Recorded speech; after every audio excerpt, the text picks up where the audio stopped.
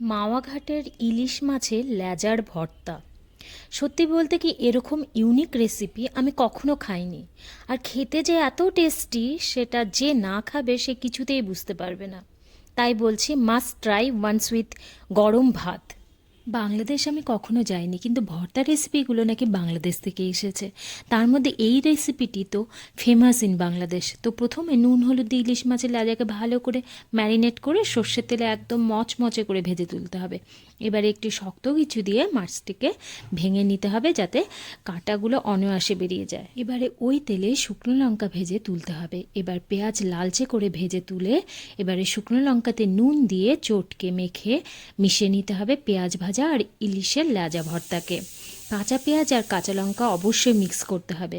আর খাওয়ার সময় উপর থেকে সর্ষের তেল দিতে ভুলো না কিন্তু। আমি লেজার শেপ দেওয়ার চেষ্টা করেছি। ভর্তাটিকে মাস্ট ট্রাই।